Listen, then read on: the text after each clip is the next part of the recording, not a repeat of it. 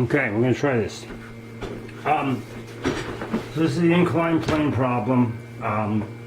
What we're assuming here is that there is no friction, and therefore the only force that is providing, their unbalanced force is mg is going down, F normal points perpendicular to the surface, and you'll notice that the sum of the forces in the x direction, there's a component of Fn that is pointed inward. Fn sine theta is going to equal mv squared over r, and the sum of the forces in the y direction are mg down and then Fn cosine theta up, and you've noticed that I've marked that as there being no net acceleration in the y direction, therefore those two terms are equal, and then if I take and divide the top by the bottom, I end up with a relationship that defines the angle or defines the velocity for an object going undergoing circular motion, or the bank turn problem, rg tan theta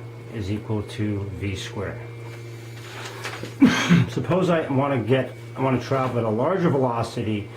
In order to get the same acceleration, or in order to still continue to accelerate towards the center of the circle, I need to add another force, and in this case that force is going to be friction.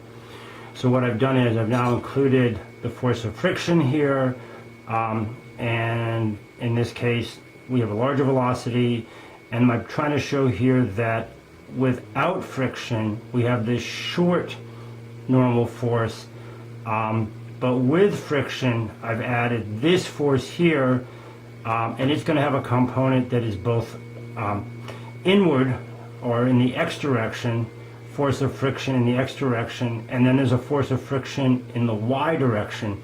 That force adds to the mg force, and therefore the normal force has to increase to balance that off. So it's an interesting case where by adding friction I've actually pick up two forces. I pick up the friction force that pushes me inward, and since I've made the normal force larger, you end up getting a little bit more friction. Let me move that over a little bit.